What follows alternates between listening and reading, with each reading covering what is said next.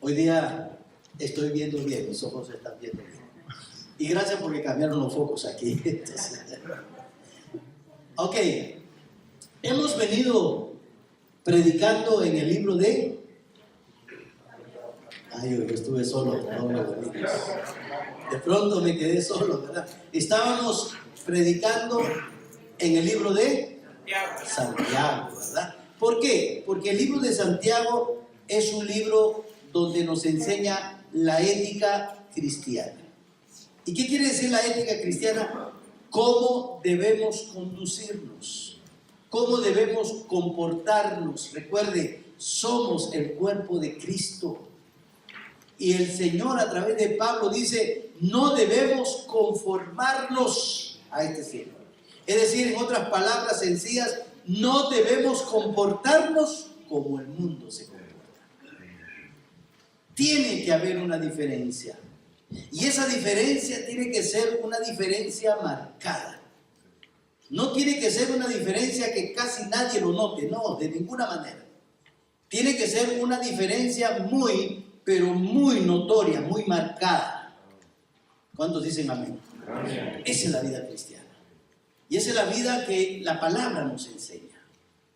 Pues hoy día vamos a hablar de un tema, no de Santiago, porque vamos a hablar de un tema que tiene que ver con la organización del cuerpo de la iglesia.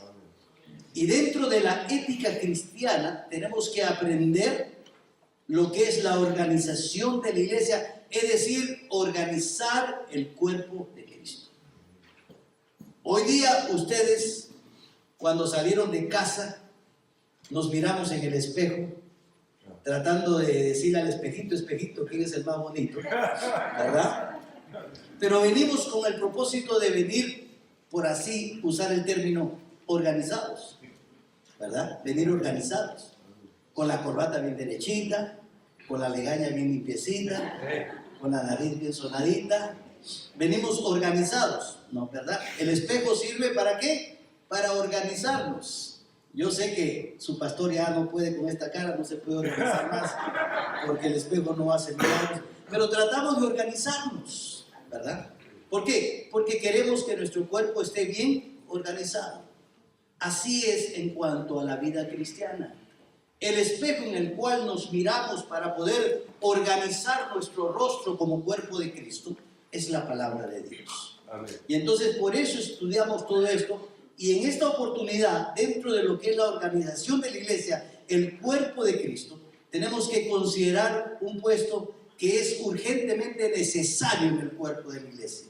Estamos poco a poco, gracias a Dios, creciendo. Y entonces tenemos que tener una organización mejor para darle a usted un mejor servicio en cuanto a la iglesia para usted. Y entonces estoy hablando de un puesto muy importante, el puesto de diácono.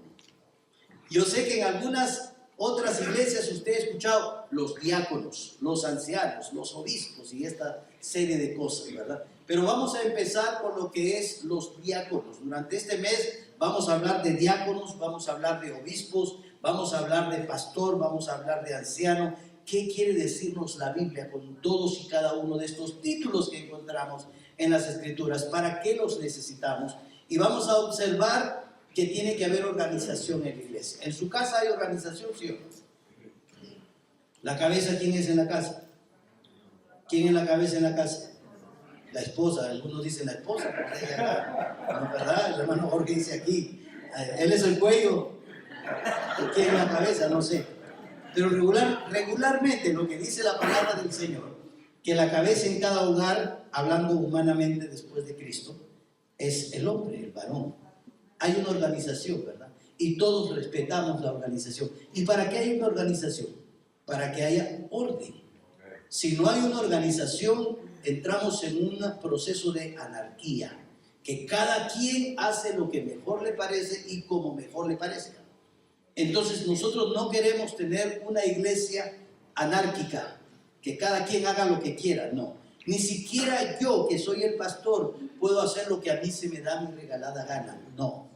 tenemos que tener un orden, tenemos que tener una estructura organizada, porque nada menos que somos el cuerpo de Cristo, ¿verdad? Y así como organizamos nuestro cuerpo, tenemos que organizar este cuerpo llamado la iglesia. Para eso estaremos viendo acerca de los diáconos y los requisitos que el Señor demanda en su palabra en 1 de Timoteo capítulo 3, si usted quiere ir tomando nota, para en el transcurso de este mes ir leyendo qué es lo que el Señor nos dice en su palabra en 1 de Timoteo capítulo 3, versículo 8 al 13.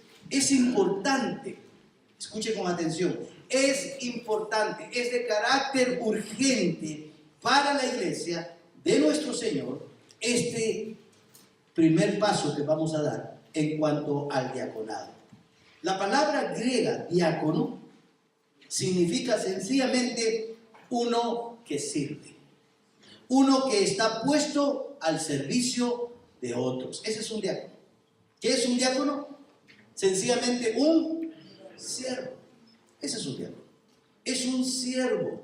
¿Dónde tomamos este ejemplo? Cristo. ¿Qué dijo Cristo? Yo no he venido para ser servido, yo he venido para servirles. Y cada uno de nosotros, los seguidores de Cristo, en cierta manera somos diáconos, somos uno que sirve. Y recuerde que el que no vive para servir, no sirve para vivir. Tenemos que aprender que como parte de la iglesia del Señor, todos somos diáconos. En la organización buscamos personas exclusivas con el propósito de que funjan con esta función de diáconos. Sirven en la iglesia del Señor bajo la autoridad del pastor. ¿Ok? En el organigrama de nuestra iglesia, la cabeza es Dios supremo. Amén. Cristo, el dueño y amo de la iglesia. El pastor como siervo de Dios y de Cristo. Y luego las demás autoridades, ¿verdad? Pero recuerde, aunque nosotros humanamente tenemos un organigrama para el funcionamiento ordenado de la iglesia, delante de Dios todos somos iguales. Frente a la cruz del Señor todos llevamos la misma responsabilidad. Así que un diácono sirve a la iglesia bajo la autoridad del pastor. Siempre tiene que haber autoridad. ¿En su hogar hay autoridad, hermano Jorge? Sí. ¿En la escuela donde van nuestros hijos hay autoridad? Sí. ¿En la organización de la sociedad en que vivimos hay autoridad? Sí. ¿En el país en que vivimos hay autoridad? Sí. ¿En la iglesia hay autoridad? Sí. Es triste cuando nosotros observamos que nos podemos regir por las autoridades que están y que Dios ha establecido en todo el orden de la sociedad y la vida en que nos movemos. Pero cuando llegamos a la iglesia, creemos que es un campo de anarquía donde cada uno quiere hacer lo que se le da la gana, y no es así. También hay autoridad. Y la autoridad que está aquí en la iglesia es una autoridad establecida por el Señor. Y el Señor nos dice en su palabra que debemos sujetarnos a las autoridades. Amén. Y la autoridad de aquí. Entonces, cuando hablamos del diácono, es un trabajo muy importante. Alguien por ahí dijo, y me gustó el pensamiento, que el diácono o los diáconos son la extensión del servicio del pastor. Los diáconos son el brazo amoroso del pastor. El diácono es la extensión del corazón del pastor hacia la iglesia. Porque yo no soy Dios y solo tengo la facultad de estar en un lugar al mismo tiempo y no en varios lugares. Y entonces el diácono es la persona que va a extender el servicio del pastor, las cosas que yo no puedo hacer porque ya estoy viejito o porque no tengo el tiempo o porque estoy visitando a alguien más, y entonces los diáconos van a hacer esa función.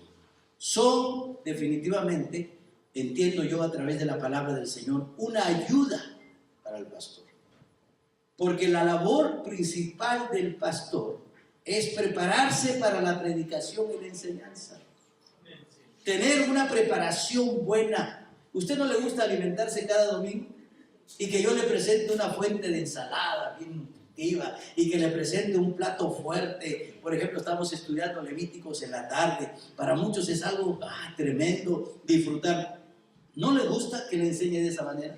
Cuando vamos a los discipulados y usted puede escuchar que para muchos a veces dicen, hoy son cosas nuevas. No, no son nuevas, estuvieron en la Biblia siempre. Lo que pasa es que buscamos la mejor preparación. ¿Sabe por qué? Porque yo les amo. Porque quiero darle lo mejor de mí. Y muchas veces si no tenemos el tiempo, entonces vivimos apresurados, ¿verdad? A última hora. Yo tengo un amigo pastor que regularmente los días viernes o sábado me invita a tomar cafecito en casa. Le encanta que yo vaya a tomar el cafecito. Y cada vez que llego, allá en su cocina está su laptop y está sus apuntes y está preparando su mensaje para el día domingo. Y dice, hermano, ¿y tú cómo lo haces? No, yo ya tengo mi mensaje hace más de un mes atrás. Y es un hombre que tiene que trabajar secularmente, que está muy ocupado. Yo le dije, hermano, tienes que ocuparte en preparar lo que le vas a dar a la grey de Dios. ¿Cuántos dicen amén? Y entonces queremos dar lo mejor, a veces no se puede. Y entonces la iglesia necesita de diáconos. ¿Por qué? Porque es la extensión del corazón del pastor hacia otras personas. Es la extensión de los brazos del pastor hacia otras personas. Es la extensión muchas veces del ministerio del pastor hacia otras personas. Mi hermano Ricardo, por ejemplo, que les enseña el discipulado 1. ¿Yo puedo estar en el discipulado 1 esta tarde? No, porque estoy aquí en el discipulado 3. Y no puedo estar corriendo de un salón a otro. Entonces ahí mi hermano Ricardo, ¿verdad? Y así puedo poner ejemplos que hay en la iglesia. Y necesitamos más, por supuesto, una ayuda para extender la palabra de Dios, ¿verdad? Mire el libro de Hechos, capítulo 6. Vamos a tomar el fundamento de la palabra del Señor. Hechos, capítulo 6. ¿Dónde nace esta enseñanza? Hechos, capítulo 6. El versículo 1. Había problemas. La iglesia comenzó a crecer. Y entonces los apóstoles estaban tratando de ser el hombre orquesta. Yo visité una iglesia en mi amado Perú, cuando estuve de vacaciones en el mes de enero. Y llegué a la iglesia muy emocionado. Quería compartir con los hermanos allá. Y entonces, cuando empezó el servicio, qué bonito. Y entonces el pastor comenzó a dar la bienvenida, comenzó a orar, comenzó a dar la lectura bíblica y después comenzó a dirigir las alabanzas. Y después que terminó de dirigir las alabanzas, dio el mensaje. Y después que terminó de dar el mensaje, casi yo digo, ahora ¿cómo va a ser para recoger las ofrendas? Gracias a Dios que por lo menos ahí tenía 2 personas recogiendo las ofrendas. Y después vino aquí al púlpito y comenzó a dar los anuncios. Después hizo la oración y despidió a la congregación. Era el pastor orquesta. Yo no pretendo ser eso. Menos ahora que tengo salud quebrantada. No pretendo, es de locos. Entonces, cada cosa bien organizada en la iglesia, en este caso hablando de los diáconos, van a ser la extensión del ministerio del pastor. Esto estaba ocurriendo en la iglesia primitiva. Los apóstoles trataban de ser los hombres orquestas y hacer aquí y hacer allá, bien entusiasmados, todo iba creciendo, pero llegó el momento en que humanamente se vieron limitados. Y entonces al verse limitados atendían a unos y a otros no. Atendían aquí a unos y a los otros no. Y entonces comenzó a haber un problema en el corazón de el pastor no me quiere, los apóstoles no nos quieren, a nosotros no nos hacen caso. Pero a veces no se puede. Entonces mire lo que está ocurriendo. Hechos capítulo 6, verso 1. En aquellos días, si no vamos a entrar más en doctrina, porque esta frase aquellos días es importante. En aquellos días, como creciera el número de los discípulos, hubo murmuración de los griegos contra los hebreos de que las viudas de aquellos eran desatendidas en la distribución diaria. Entonces los 12 convocaron a la multitud de los discípulos y dijeron: no es justo que nosotros dejemos la palabra de Dios para servir a las mesas. Buscad pues, hermanos, de entre vosotros a 7 varones de buen testimonio, llenos del Espíritu Santo y de sabiduría, a quienes encarguemos de este trabajo, y nosotros persistiremos en la oración y en el misterio de la palabra. Agradó la propuesta a toda la multitud y eligieron a Esteban, varón lleno de fe y del Espíritu Santo, a Felipe, a Prócoro, a Nicanor, a Timón, a Parmenás y a Nicolás, prosélito de Antioquía, a los cuales presentaron ante los apóstoles, quienes orando les impusieron las manos. Aquí la congregación escogió 7 varones.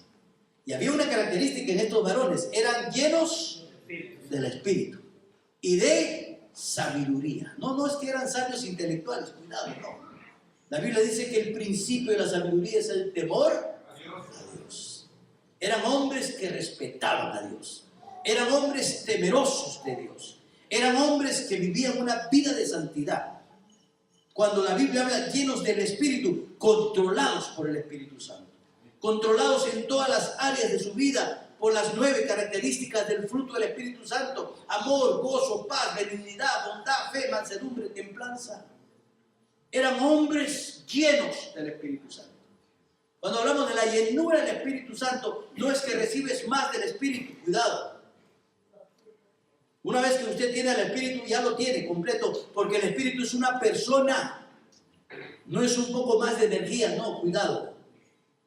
No podemos decir: Señor, dame más de tu Espíritu, cuidado. Cuando el Espíritu viene completo, es una persona. Es como cuando usted llega aquí primero, usted llega a su cabeza, su pie derecho, parte de usted. No, llega usted completo porque es una persona. No es como: hermana Verónica, ¿dónde está Ricardo? Bueno, llegó aquí el tórax y la cabeza viene por ahí atrás. No.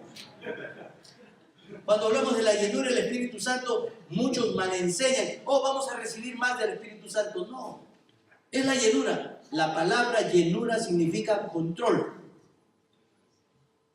Es decir, que tenemos el Espíritu Santo, pero le podemos ceder más control de áreas en nuestra vida. Hay áreas en nuestra vida que no se las cedemos al control del Espíritu Santo y por eso muchas veces fallamos. Estos hombres eran llenos, completamente llenos, es decir, completamente controlados por el Espíritu Santo. Una de las características importantes. ¿Y para qué? Para que el pastor se vaya de vacaciones. Qué bueno son las vacaciones. No, para que persistamos en la oración y en el estudio de la palabra de Dios. Amén. En otras palabras, usted quiere que la enseñanza no baje de nivel en nuestra iglesia, ayude a su pastor. Porque necesitamos pasar tiempo en la palabra de Dios, aprendiendo cada día. Es importante, hermanos, entender que todo creyente está llamado a servir al Señor. No crean que esos son los diáconos, pues que ellos sirvan. No. Pero en cuanto al servicio de asistir al pastor, en cuanto al servicio del ministerio del pastor, porque vamos a ver 2 tipos de diáconos: los que sirven a las mesas y los que ministran.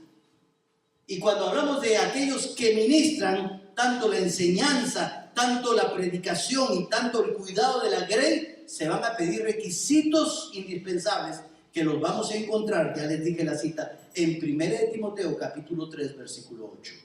Hay requisitos que cumplir. Y si no cumplen esos requisitos, vamos a decirle: hermano, lo siento con todo nuestro corazón. Así que hay características que identifican al siervo. El mensaje esta mañana es: sí, los diáconos son siervos. ¿Pero qué es un siervo? La definición es uno que sirve, un esclavo. Sí, pero yo quiero entender mucho más qué significa un siervo. Filipenses capítulo 1. Filipenses capítulo 1. Y hablamos del servicio, tanto a las mesas, un servicio que hacemos, limpiamos, movemos, y un servicio ministerial para la ayuda del pastor. La regla es única. Efesios capítulo 1, versículo 1. ¿Qué dice? Pablo y Timoteo. Ahora, uno de los grandes requisitos para el diácono o cualquier siervo de la iglesia, usted, porque recuerden, todos somos llamados a servir al Señor. Este requisito es para todos, porque todos somos siervos. Amén. Uy, casi nadie está de acuerdo. Todos somos siervos. Okay. En esta epístola de los Filipenses, Pablo se presenta así, a secas. Pablito. Así a secas. ¿Quién soy yo? Pablo. No dice Pablo, apóstol de Jesucristo. No, no, no, no. ¿Por qué aquí en Filipenses no muestra su apostolado? No se presenta como el apóstol para darnos una enseñanza, la enseñanza en cuanto a la humildad. Muchas veces yo soy el pastor, fulano de tal, pastor de la iglesia Manantial. Yo soy siervo de Dios, punto. A veces cuando voy a algunas conferencias, queremos presentarle a un gran siervo del Señor. No, no, no, no. Yo no soy gran siervo del Señor. Yo sirvo a un gran Dios, sí. Pero yo no soy un gran siervo.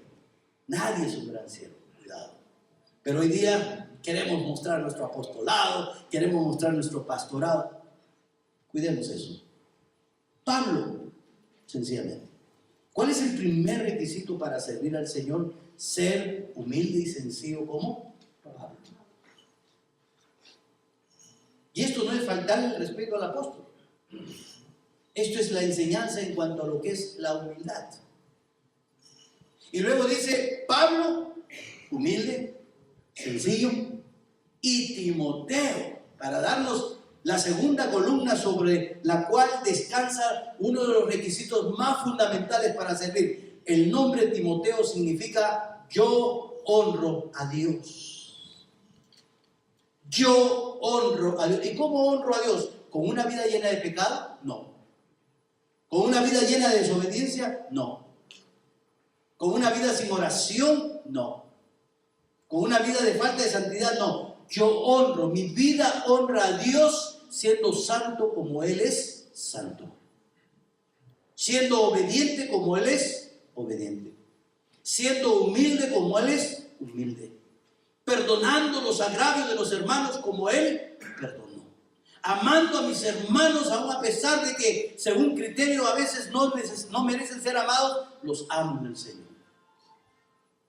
¿Cómo honramos al Señor? Cuando el Señor dice, cuando alguien te pegue en una mejilla, ponle la otra. Difícil, ¿verdad? Pero Timoteo, el nombre significa yo honro a Dios.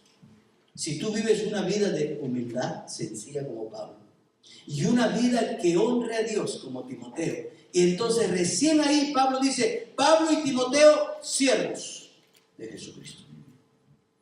Si esto es requisito indispensable de humildad y de vivir una vida que honre y glorifique el nombre del Señor, no puede ser siervo. No se puede servir al Señor si no somos humildes como Pablo y viviendo una vida que honre a Dios como Timoteo. Y entonces todo esto vemos aquí en Filipenses 1:1. Ahora mire conmigo Filipenses capítulo 3. ¿Por qué? Porque hay ciertas características que identifican al siervo. Y todo esto, estas características, tienen que ver con la relación que tiene el siervo con su Señor. Repito, tiene que ver con la relación que tiene el siervo con el Señor. Escuche este principio. No puede existir servicio verdadero sin tener una verdadera relación con el Señor. Dígame. Le repito, no puede haber servicio verdadero si no tiene una verdadera relación con el Señor. Porque muchas veces queremos servir al Señor, sí, pero sin tener una relación con el Señor. Lo único que tenemos es una religión. No, yo no quiero religiosos. Yo quiero personas que tengan una relación con el Señor. De eso se trata. Porque religiones en el mundo hay en cantidad.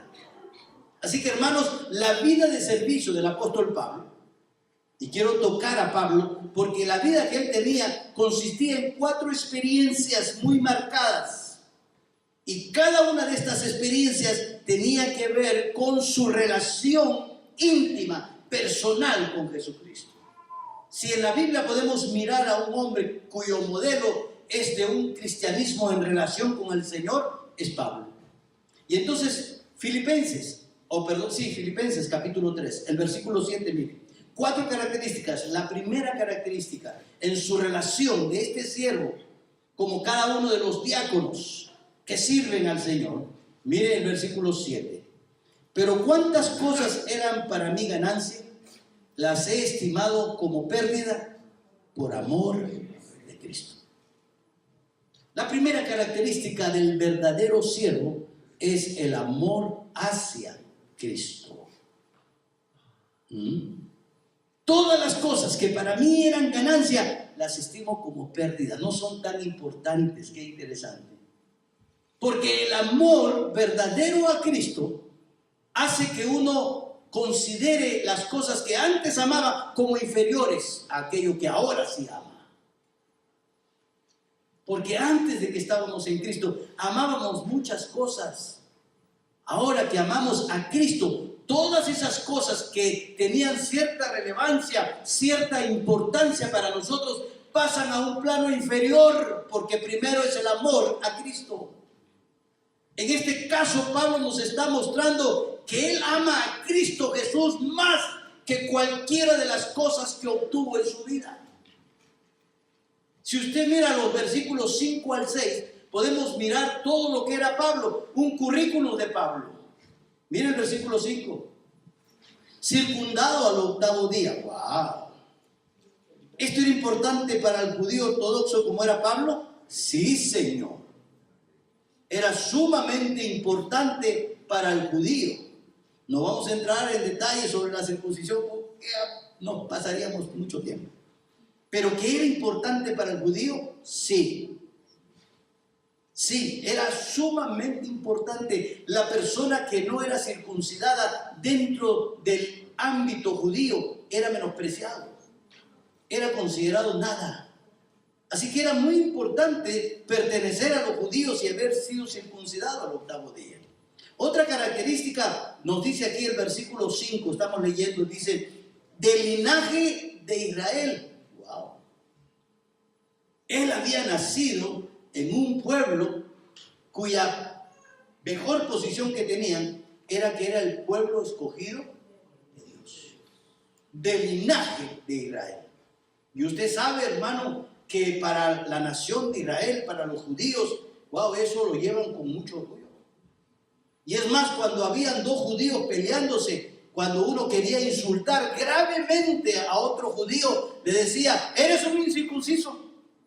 O le decía, eres un gentil. Era la peor de las ofensas. Y entonces Pablo dice, yo soy del linaje de Israel. Y añade, dice, y es más, de la tribu de Benjamín. Wow.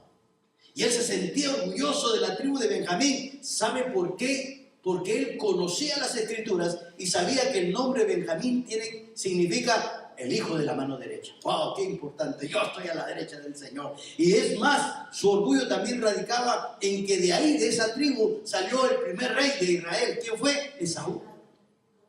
¿Esaú? Saúl, ¿no? Solo para ver si están despiertos. ¿Qué? Ahí salió Saúl. Y entonces él dice, yo soy de la tribu de Benjamín. Y luego añade, dice, yo soy hebreo de hebreos. Es decir, un judío de pura sangre. Lo mejor de lo mejor. Todo eso había ganado Pablo en su vida. Fariseo de fariseos, pertenecía a una de las sectas más sabias, entre comillas, de las escrituras. Era un fariseo, pertenecía a la secta de los fariseos. Y se jacta, dice, perseguidor de la iglesia como ninguno. Mire todas esas cosas que él había conseguido y haber sido, en cuanto a la ley de Moisés, irreprensible. Wow, era un hombre que guardaba la ley, es decir, había conseguido muchas cosas. Y entonces cuando en el versículo 7 dice, pero cuantas cosas eran para mí ganancia, ¿qué cosas? Todas estas 6 cosas que hemos mencionado. ¿Qué era? Del linaje de Israel, que había sido circuncidado el 8º día, que era de la tribu de Benjamín, que era de la secta de los fariseos, que había sido perseguidor de la iglesia con una autoridad tremenda, y en cuanto a la ley era irreprensible. Dice el apóstol Pablo, por cuantas cosas eran para mí ganancia, todas estas cosas, las he estimado como pérdida. Estas son las cosas que antes para él eran sumamente importantes y ahora, ¿qué dice? Pérdida. ¿Y por qué las considero pérdida? por amor a Cristo. Un siervo de Dios ama por encima de cualquier cosa más al Señor que aún a su propia vida. Uno de los requisitos para ser siervo es amar a Dios por encima de todas las cosas. La vida cristiana, la vida de servicio, no es solamente una convicción intelectual, no. Muchas veces creemos que, yo sé las escrituras, yo sé que, y todo es una convicción intelectual, es una persuasión intelectual. No. La verdadera vida cristiana es una relación afectiva, donde se involucran los sentimientos, donde involucramos las emociones. Por eso el apóstol Pablo dice, yo debo predicar el evangelio, y dice, ay de mí, con una emoción, si no predicar el evangelio. Ay de mí. Y él amaba tanto al Señor, y así es cuando servimos al Señor verdaderamente. No lo amamos tanto con el intelecto, con la cabeza, sino con el corazón. Por eso en Proverbios capítulo 23, en su primera parte, el Señor dice, dame, hijo mío, tu corazón. Porque nuestras emociones son tendientes a amar lo superficial, amar lo material, amar lo que tenemos al frente. Cuidado, dame, hijo mío, tu corazón. Porque el Señor quiere poseer ese corazón, la fuente de tu amor, de tus emociones. En Mateo capítulo 22, versículo 37, el Señor dice, Jesús dijo, amarás al Señor tu Dios con todo tu corazón. Mira que da una lista, ya dice con toda tu alma, con toda tu mente, y empieza con todo tu corazón. A veces amamos al Señor con nuestro intelecto, con nuestra mente. A veces amamos al Señor con nuestra alma, con nuestra fuerza carnal. Pero el Señor dice, dame, hijo mío, tu corazón. Amar a Dios no es cuestión de intelecto. Yo sí amo a Dios. Y a veces ponemos diminutivos. Es que es mi Diosito, es mi Señor. Pura intelectualidad.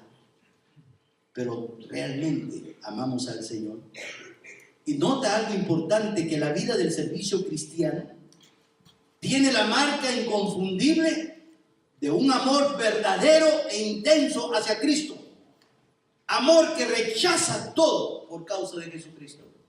Todo esto que antes lo tenía por ganancia, para mí no sirve, es basura, por amor a Jesús. ¿Qué está diciendo? Yo pongo a Cristo en primer lugar en mi vida. Yo amo más a Jesús, aunque a mi propia esposa, aunque a mis propios padres, aunque a mis propios hijos. Mi amor por Cristo no es intelectual, es de emoción fuerte, de amor hacia Él. Y lo digo sin temor a equivocarme, soy capaz de dar mi vida por Jesús.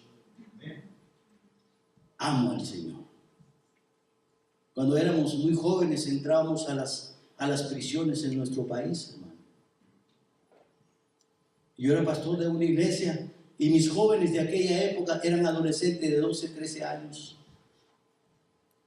Y yo les enseñé a amar a Jesús.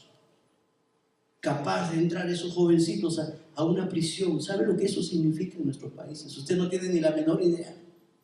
Es el mismísimo infierno. Y estábamos listos a entrar allí a costa de nuestro riesgo, a costa de que algo nos pasara. Porque somos muy valientes. No, yo no soy valiente. Porque amamos a Jesús. Y les enseñé a esos adolescentes, ame al Señor con todo su corazón, capaz de dar su vida por Él. Dígame, por lo menos. Ese es el primer requisito que tenía Pablo para ser un siervo. Y ese amor hacia Cristo es lo que realmente transforma la vida del siervo. No pretenda ser siervo sin una vida transformada, sin una vida cambiada. Y lo primero que empieza la transformación de Pablo, de Saulo hacia Pablo, es el tremendo amor que él tenía por el Señor. Ahora vamos al versículo 8. Para mirar el segundo requisito. Y ciertamente, dice Pablo en el verso 8 de Filipenses 3, y ciertamente, nota cómo empieza este versículo, y ciertamente, algo real, sin titubear. ¿Amas al Señor? Bueno, habría que pensarlo. No, mire cómo empieza este versículo. Y ciertamente, con una seguridad, y ciertamente aún estimo todas las cosas como pérdida. Mire qué interesante. El versículo 7 dice, pero cuantas cosas eran para mí ganancia, las estimo como pérdida por amor a Cristo. Y el versículo 8 refrenda lo que dice el versículo 7, porque dice, y ciertamente es verdad lo que estoy diciendo en el versículo 7. Aún todavía persisto en estimar todas las cosas como pérdida por la excelencia del conocimiento de Cristo Jesús, mi Señor. No solamente lo digo, lo persisto. No solamente lo menciono, lo hago ciertamente. Pasa de la teoría, pasa de la retórica, pasa de las palabras a decir, ciertamente es mi experiencia. Es verdad. Amar al Señor no es cuestión de palabras. Amar al Señor no queda solo en el ámbito de la emoción. Oh, cuánto amo al Señor. No, es bueno, sí, pero todavía falta un paso. Eso se tiene que convertir en una realidad, en un hecho patente, en un hecho real. Y ciertamente dice, aún estimo todas las cosas. La palabra aún, ¿qué está diciendo? Ciertamente persisto todavía. De lo que decía en el versículo 7, todavía lo sigo haciendo. Muchas veces nosotros empezamos a servir al Señor con una emoción, yo digo, una arrancada de caballo, pero después una frenada de burro. Y se acabó el servicio al Señor. Yo tengo amigos que tienen más de 60 años en el ministerio. Yo personalmente tengo 45 años. Y ¿sabe? Todavía persisto. Porque es cierto. Ciertamente, aún sigo estimando todas las cosas como pérdida por la excelencia del conocimiento de Cristo. ¿Cuál es el segundo requisito? Conocimiento de Cristo. Está hablando de una relación. No olvide que cuando empezamos mirando la palabra conocer, la encontramos en el Génesis, en el capítulo 4, y la palabra del Señor dice, y Adán conoció a Eva, y ella dio a luz un hijo. ¿Qué significa conocer? Relación. Y no cualquier relación. Nos compara con la relación entre pareja, esposo y esposa. Cada esposo es el único que puede decir, yo conozco bien a mi mujer. Y cada mujer, la única que puede decir, yo conozco bien a mi esposo. ¿Por qué? Porque tienen una relación íntima, personal. Cuando encontramos esta palabra, conocer al Señor, no es un conocimiento intelectual, no, Señor. Es un conocimiento íntimo, personal. Cristo en nosotros, usted en Cristo. Ese es el conocimiento. Amén. Una relación tan personal que es precisamente lo que origina el cambio en tu vida. La vida cristiana no es una religión. La vida cristiana es una relación con el Señor. Y cuando tú vives una verdadera relación con el Señor, eso es lo que transforma y cambia tu vida. Eso es lo que modifica tu forma de ser, tu accionar, y vives como verdadero creyente cuando realmente vives una relación transformadora, una experiencia con el Señor. Mire el verso 10 en su parte primera del capítulo 3, dice, a fin de conocerle. ¿A quién? A Jesús, a fin de tener una relación con Él. Es el segundo requisito que se necesita, amar a Cristo con todo nuestro corazón y a fin de conocerle. Qué interesante que este conocimiento del cual el apóstol Pablo habla es un conocimiento experimental y personal, no intelectual, cuidado. Es decir, que no es un entendimiento de la mente, es un conocimiento práctico de una relación personal con Él. Ojo, no es asunto de saber cosas acerca del Señor, no. Porque muchos pueden saber la Biblia al revés y al derecho, el diablo también lo sabe, sin tener una relación con el Señor. No es cuestión de intelecto, usted puede ser versado en muchas cosas, tener una facilidad de palabra, conocer mucho de las escrituras y mover la Biblia de aquí para allá sin tener una relación con el Señor. En cierta oportunidad, un pastor invitó a un declamador. ¿Sí entienden lo que es un declamador? Una persona que tiene una voz así como Ricardo, de locutor, de varón, así es. Una voz sonora que llama la atención, ¿verdad? Y entonces dice, voy a declamar el Salmo 23. Y ahí viene este hombre, muy bien vestido, con una facilidad de palabra, bien versado. Dice, Jehová es mi pastor, nada me faltará. En lugares de delicados me hará descansar. Junto a aguas de reposo me pastoreará. Y al final termina ahí, en la casa de Jehová moraré por largos días. Y toda la iglesia se puso de pie, aplaudía a este declamador y todo. Y entonces por ahí viene un anciano y le dice, pastor, yo quiero leer el Salmo 23. Y sube el anciano con el permiso del pastor y toma su Biblia y comienza con su voz quebrada de un anciano como su servidor. Dice, Jehová es mi pastor, nada me faltará. Y cuando él está leyendo el Salmo 23, la gente no aplaude, la gente llora. Y llora emocionada. Y toda la congregación comienza a llorar. Y el pastor dice, ¿qué está pasando aquí? Y le pregunta al anciano, mientras que este hombre declama, la gente aplaude, usted lee y la gente llora. Y le dice, pastor, es que nuestro hermano conoce muy bien el Salmo 23, pero yo conozco muy bien al Señor del Salmo 23. Relación. Y es una relación no de intelecto, no. Es una relación experimental con el Señor, como el esposo tiene esa relación con su esposa y viceversa, en un conocerse íntimamente, al grado que transforma tu vida de una manera, no de forma, sino que es un cambio no de exterior, es un cambio de interior, es un cambio no de forma, es un cambio de fondo. Cristo dijo, de su interior correrán ríos de agua viva. En una vida cambiada, en una vida transformada, producto precisamente de esa relación experimental, no intelectual, sino experimental, espiritual con nuestro Señor. No es asunto muchas veces de acercarse y de conocer de Cristo. Conocemos su genealogía, conocemos su ministerio, conocemos datos del Señor Jesucristo, etc. No se trata de eso. Se trata de tener una experiencia personal con Él a punto de que transforma nuestra vida. De eso se trata. No es asunto de saber muchas cosas. Hay mucha gente que conoce mucho de Dios sin tener una relación.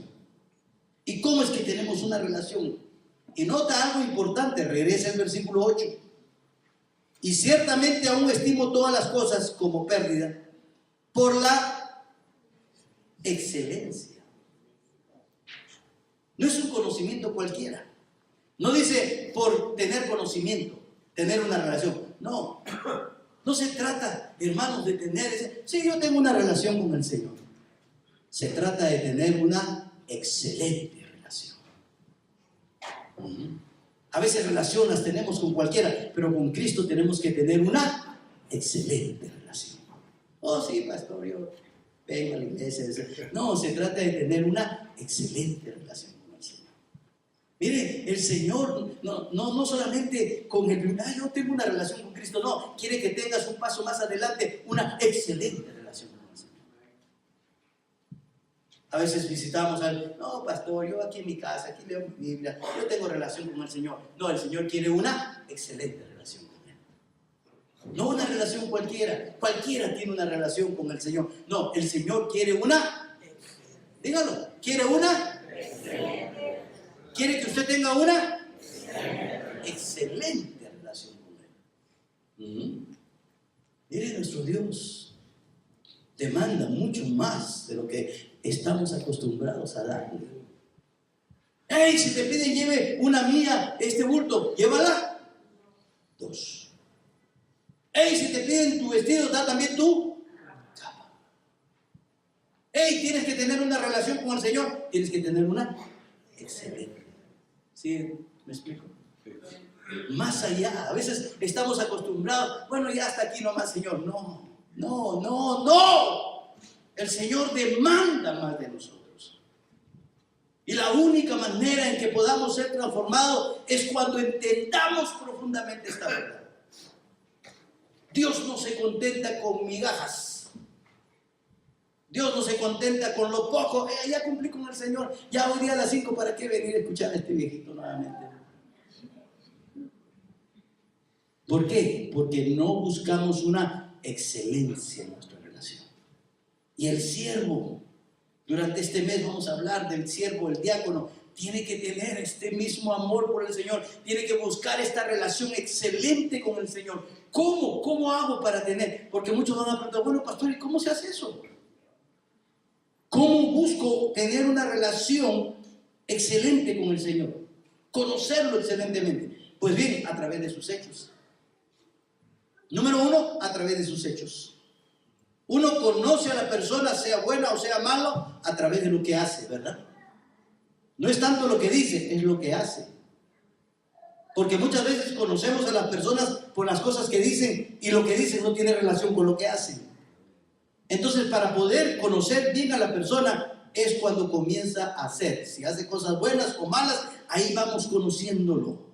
Ahí podemos decir, yo conozco bien a esta persona. Porque la conozco cuando está de malas o cuando está de buenas. Lo conozco bien.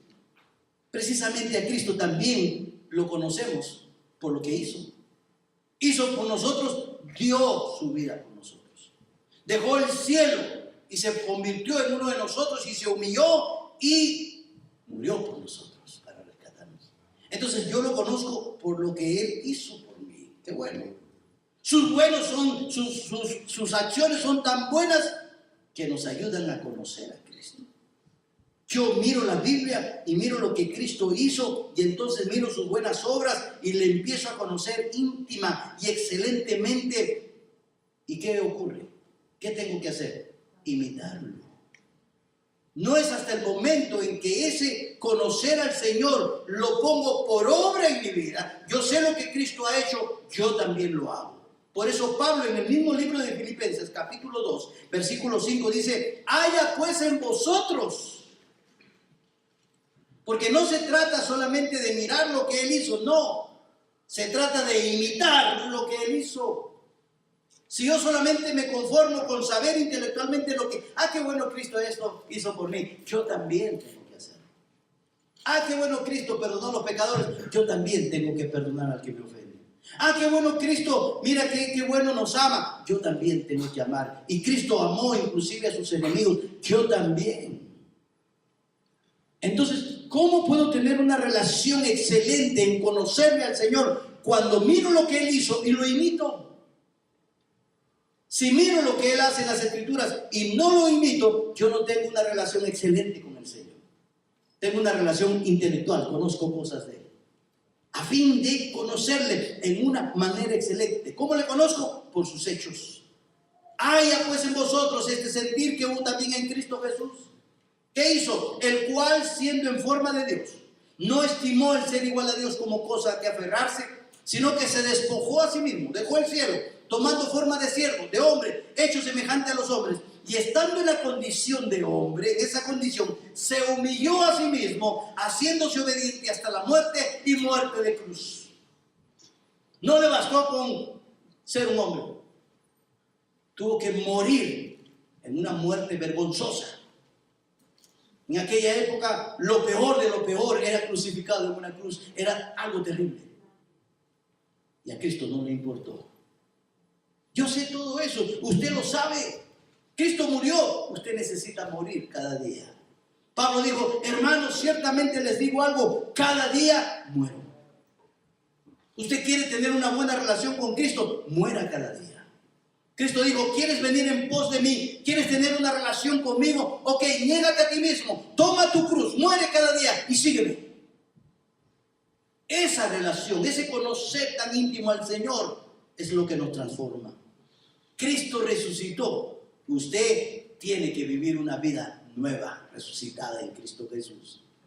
Es decir, si no, no hay esa excelencia del conocer. Él amó a sus enemigos, usted también. Qué triste cuando a veces converso, no, es que allá en su iglesia va tal familia y yo sabe que hermanos, sí los he perdonado, pero ya no los puedo ver.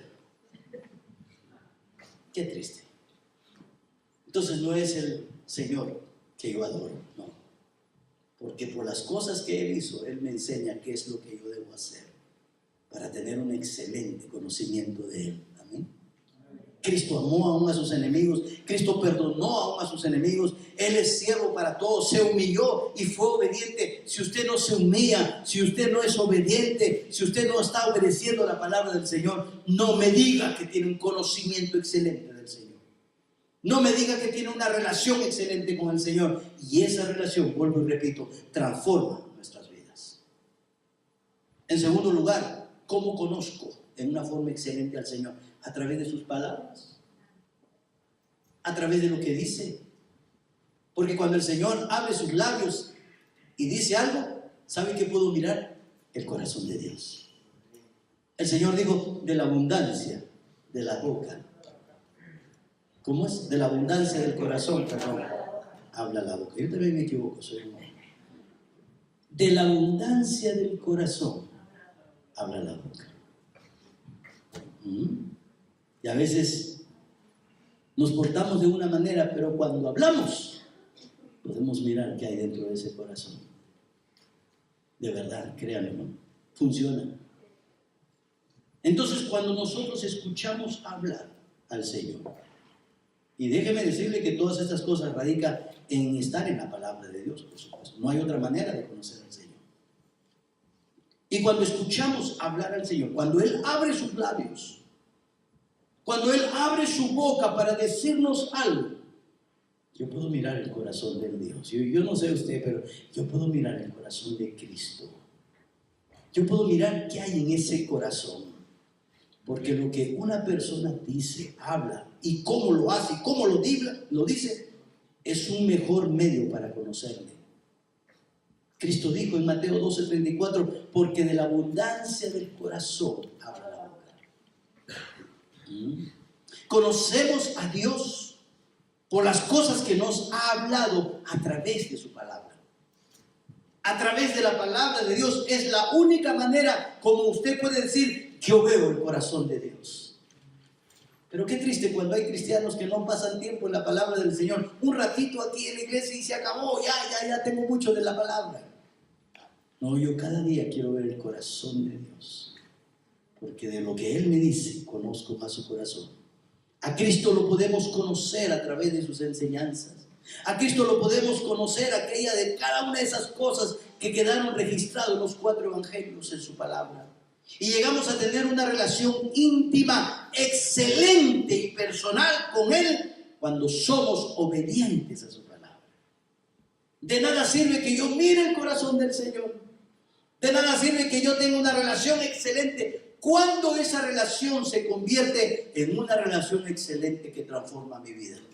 ¿Cuándo? Cuando me convierto en una persona imitadora de Jesús. Cuando me convierto en una persona obediente a su palabra. ¿Por qué? Porque si no, no sirve de nada. Conozco las cosas del Señor en una manera intelectual. En el libro de Juan, capítulo 14, versículo 15, el Señor dijo, si me amáis, guardad mis mandamientos. Y la palabra guardar no es que me los guardo aquí en el bolsillo o guardo mi Biblia allá en el escritorio. No, guardar significa hacer. Vivir de acuerdo a los mandamientos. Si me amáis, haz. El Señor no está interesado mucho en lo que dices, está más interesado en lo que haces. Amén. En lo que haces. Porque a veces decimos muchas cosas, ¿no? Amamos al Señor solo de palabra, pero hermano Jorge, ¿puede hacer usted? No, mire, estoy bien ocupado. Hermano Ricardo, ¿puede hacer? No, estoy bien ocupado. Hermana, ¿qué? No, pero yo amo a Dios. No. Amamos a Dios y lo mostramos en lo que hacemos. Qué triste sería para la humanidad si el Señor nos dijera, bueno, la humanidad es pecadora y como pecador dice la palabra que la paga del pecado es la muerte. Y ahí los veo, muchachos. No. Él dio a su Hijo en propiciación por nuestros pecados. Qué bueno que hizo. Porque si no hubiera hecho, fritos estuviéramos todos. Así que llegamos a tener una relación íntima y excelente, esta palabra me gusta, excelente y personal con Él, cuando somos obedientes a su palabra. Mire Juan capítulo 14, verso 21. El que tiene mis mandamientos y los guarda, ese es el que me ama. Wow. Y el que me ama será amado por mi Padre. Y yo le amaré y me manifestaré a él y los guardará. Solo cuando guardamos los mandamientos del Señor y somos obedientes, Él me ama y yo lo amo. ¿De qué está hablando? De una relación íntima y personal. Y cuando yo siento que Dios me ama, eso cambia y transforma mi vida, cambia y transforma mi corazón. Y quiero dar la vida por aquel que me ama. ¿Cuándo?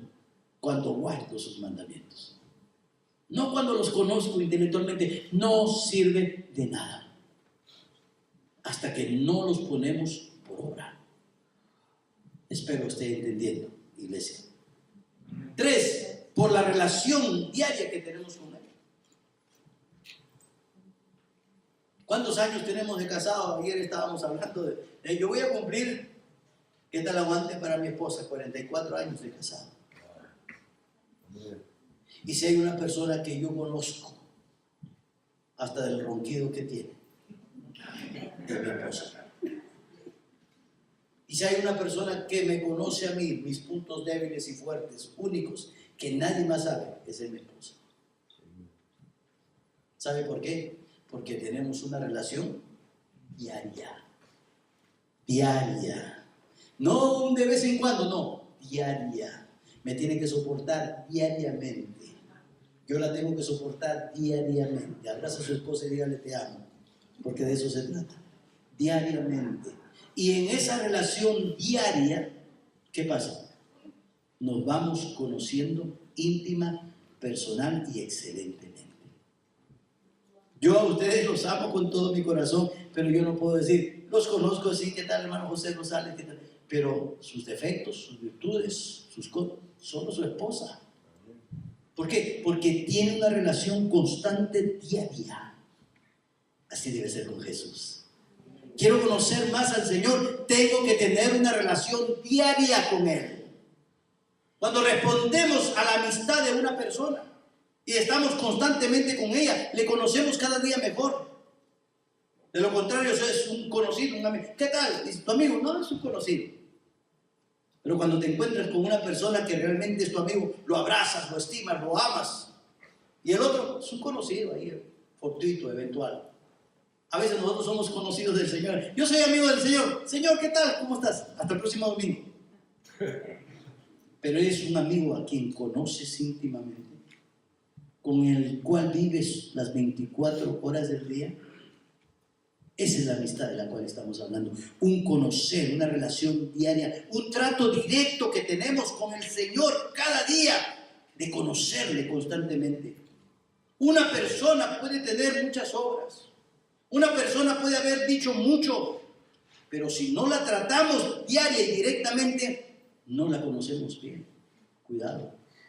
Nosotros podemos saber muchas cosas de Jesús intelectualmente, pero si no tenemos una relación diaria, si únicamente con relación a Cristo nos limitamos a saber intelectualmente de Él, lo que hizo, lo que dijo, nuestro conocimiento será solo intelectual, y déjenme decirle, es un conocimiento limitado, que no cambia, que no transforma, que no hace nada.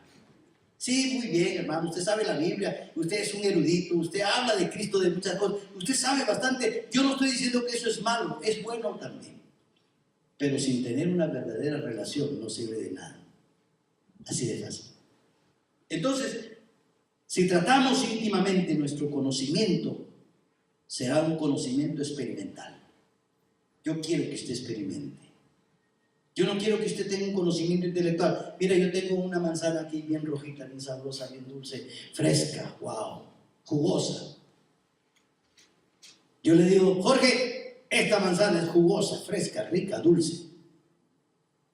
No sabemos hasta el momento que le damos una mordida. Este es Cristo. Cristo hizo esto y aquello, y qué bueno, aplaudimos, pero no sabemos hasta el momento que lo probamos. Cuando lo probamos realmente, podemos dar crédito y podemos ser realmente testigos de Cristo, porque tenemos una relación experimental, de una experiencia personal, producto de una relación diaria. Si no, vivimos limitados. Pero si le tratamos íntimamente, ese conocimiento experimental va a transformar nuestra vida. Mire Juan capítulo 15. Una intimidad con el Señor. Juan capítulo 15, versículo 4. Cristo dice, permaneced en mí y yo en vosotros. Como el pámpano no puede llevar fruto por sí mismo si no permanece en la vid, así tampoco vosotros si no permanecéis en mí. ¿Qué nos está diciendo el Señor? Lo mismo que Pablo. Un conocimiento experimental, una relación única y especial, un conocimiento excelente. Yo soy la vid, vosotros los pámpanos. El que permanece en mí y yo en él, este lleva mucho fruto, transformación. ¿Qué resulta de esto? Una verdadera transformación. Pablo, siervo de Jesucristo, cumplía estos requisitos. Y el último está en el versículo 8. ¿Cómo ganar a Cristo? Yo tengo que ganar a Cristo. Claro que sí. Mira el verso 8 de Filipenses capítulo 3.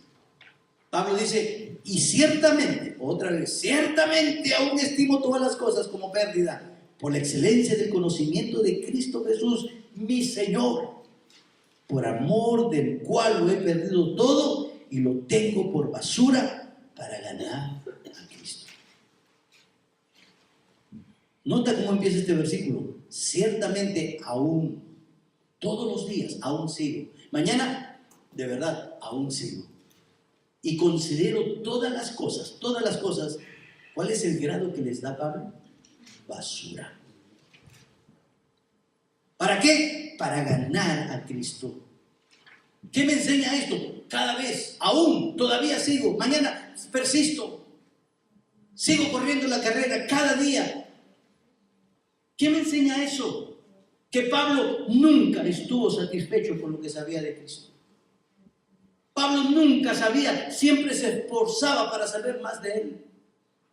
Siempre estaba diciéndole, Señor, dame más. Y el Señor le enseñaba algo, dame más. Y el Señor le enseñaba algo, dame más. No había satisfacción. Todas estas cosas, basura. Para ganar a Jesús, yo quiero más y más de Él. Yo quiero más y más de Cristo. Entonamos una alabanza, ¿verdad? Que sea una realidad en su vida. Que cada día tenga esa meta. Yo quiero ganar a Cristo. Aunque él había tenido un encuentro total, inicial, definitivo con Él, en el momento de su conversión, él todavía, cuando está escribiendo esta epístola 30 años después aproximadamente, él todavía tiene ese anhelo de ganar más de Cristo, de conocer más de Cristo, de decirle al Señor, dame más de ti, Señor. Porque el amor al Señor es tan amplio y nuestro pobre corazón necesita más de Él. Eso es lo que hace un siervo del Señor. Estos 4 requisitos es indispensable. Mire a Saulo, dice Hechos, respirando amenazas de muerte. Está allá y un día el Señor lo encuentra y ese encuentro transforma su vida en una manera radical, total, personal, íntima y excelente. No me hable de su salvación si no hay una transformación en la vida. No hay salvación sin transformación. Lo que hay es una vida religiosa. Porque la vida de transformación en esa relación con Cristo es un conocimiento experimental con Él que transforma la vida. Analice su vida. Analice su vida. Pablo había tenido otros encuentros. En el libro de Hechos capítulo 9 es el primer encuentro que tiene con el Señor. Y de ese encuentro íntimo, personal, dice la palabra del Señor que los que lo rodeaban escuchaban cosas pero no vieron nada. Porque la relación es personal, es íntima. Es un milagro la salvación. Y es una experiencia única, es como la huella dactilar, es única. Amén. Así es la salvación. Él tuvo una experiencia personal, pero todo quedó ahí. No.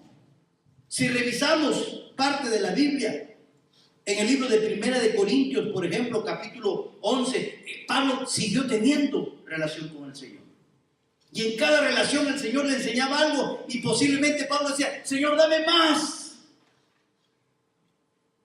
Has mojado un poquito mis labios, me has dejado con la miel en la boca, dame más. Y Pablo dice ahí en 1 Corintios 11:23, porque yo recibí del Señor. Pablo seguía siendo adiestrado por el Señor en una relación íntima, personal, excelente, que transformó su vida. Luego en Gálatas capítulo 1, versículo 12 dice, pues yo ni lo recibí ni lo aprendí de hombre alguno, sino por revelación de Jesucristo. ¿Qué me enseña eso? Que Pablo continuó teniendo una relación diaria, íntima, personal, excelente con el Señor. Y cada vez le decía, dame más.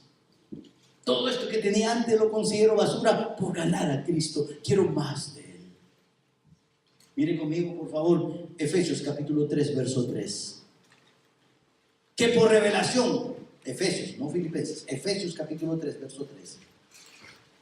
Que por revelación me fue declarado el misterio, como antes lo he escrito brevemente, leyendo lo cual podéis entender cuál sea mi conocimiento en el misterio de Cristo. ¿Sabe de qué está hablando? Del misterio de la iglesia. ¿A quién se lo reveló el Señor Jesucristo? A Pablo. A través de los años, dice Pablo, a nadie ha sido revelado a mí. ¿Y quién me lo reveló? Cristo. Él tenía una relación íntima, personal, era amigo de Jesús. Y esto es interesante, esto es muy interesante, porque Pablo no estaba contento con las experiencias del pasado. No se contentó con Hechos capítulo 9, donde tuvo un encuentro con el Señor, no. Ansiaba vivir todos los días nuevas experiencias con el Señor. Esto cambia profundamente la vida del ser humano. No se contente, ya el Señor me salvó, qué bueno, aquí lo estoy esperando para que me lleve al cielo. Lo emocionante para cada creyente es mantener esa experiencia de un encuentro personal con el Señor. No una experiencia pasada, no, una experiencia presente y futura. Dame más, Señor, dame más. ¿Por qué? Porque en algún momento, número 4, verso 12, no que lo haya alcanzado ya, miren lo que dice Pablo en Filipenses 3:12. No que lo haya alcanzado ya, no me contento todavía, aunque lo estoy siguiendo. No que lo haya alcanzado ya, ni que ya sea perfecto, sino que prosigo. ¿Está escuchando? Prosigo hoy, mañana, siempre, prosigo. Quiero más del Señor, prosigo para ver si logro hacer aquello para lo cual fui también asido por Cristo Jesús. La palabra asido significa tomar, agarrar, prender, coger. Yo quiero agarrarme de aquello por lo cual fui también agarrado por Cristo Jesús, tomado por Cristo Jesús. Pablo se consideraba una persona a quien el Señor lo había tomado en sus manos. Mire, escuche con atención, para ver si logro asir, agarrar aquello por lo cual fui también agarrado por Cristo Jesús. Cristo me agarró, yo quiero agarrarme de Él también. Él estaba consciente y consideraba que el Señor lo tenía en su mano y él a su vez quería agarrarse de la mano del Señor. En el libro de Juan capítulo 10, el Señor nos habla del buen pastor, de sus ovejas como nosotros. Y dice, mis ovejas oyen mi voz y yo las conozco y me siguen. Y yo les doy vida eterna y no perecerán jamás, ni nadie las arrebatará de mi mano. Mi Padre que me las dio es mayor que todos y nadie las puede arrebatar de la mano de mi Padre. Pablo entendió que nadie podía aspirar a conocer a Dios si en primer lugar no había sido tomado por Él. Y cuando somos tomados por el Señor, nosotros nos tomamos de su mano. Cuando Dios nos toma, uno desea poseer y conocer todas las cosas íntimas y experimentales del Señor. 4 requisitos para ser un servo. ¿Cuál de ellos nos falta? Cúmplalos. Busque tener una relación experimental con el Señor. A veces nuestro pecado no nos permite tener esa relación con Dios. Pues ¿qué espera? Como el hijo pródigo, póngase de pie, venga a su padre y diga como el hijo pródigo: iré a mi padre y le diré: Padre, he pecado contra el cielo y contra ti. Confesión.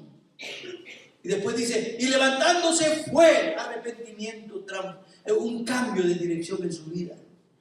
Y cuando llegó cerca de la casa del padre, el padre ahí salía a mirar todos los días al hijo y lo ve aparecer en el camino. Y sabe que me impresiona que el padre no se quedó allá diciendo: aquí viene este hijo malcriado, lo voy a esperar aquí. No, dice la palabra del Señor que sale movido a misericordia, movido por su amor, y se junta en mitad de camino con su hijo, y no le importó cuán pestilente, cuán sucio venía, lo abrazó y lo besó, porque así es nuestro Dios. ¿Quiere sentir el abrazo y el beso del Señor? Venga a soltar. Vamos a ponernos de pie. ¿Quién quiere venir al altar del Señor? Padre, he pecado contra el cielo y contra ti. Padre, yo quiero tener una verdadera experiencia. Ya me cansé de que el conocimiento que tengo de ti solo sea intelectual. No. Yo quiero tener un conocimiento experimental. Yo quiero sentirte. Yo quiero tomarme de tu mano. Yo quiero, Señor, sentir en mi corazón tu presencia. Yo quiero más y más de ti. Pero quiero vivir una vida de santidad. En esta mañana vengo a tu altar, Padre Celestial, y te pido perdón. Perdón con todo mi corazón. Tú sabes en qué te estoy fallando, Padre. Te quiero pedir perdón. Y aquí estoy, humildemente, reconociéndolo. No hay nada más grato que reconocer cuando le fallamos al Señor. ¿Y sabe por qué es dulce? Porque Él nunca nos falla. Y qué hermoso es cuando el Hijo viene arrepentido, reconociendo la santidad del Señor, reconociendo que Él no falla, nosotros sí. Y lo importante es venir y decirle: papá, perdóname. ¿Cuántos más vendrán esta mañana? ¿Cómo está su vida delante de Dios? Hay 4 requisitos para servir al Señor. 4 requisitos. Amar a Cristo por encima de todas las cosas. Segundo requisito, una relación con Cristo. Un conocimiento, y no cualquier conocimiento, un conocimiento excelente. Excelente. Él no se conforma con menos. Él no se conforma que solamente lo quieras conocer los domingos un ratito y ya. No.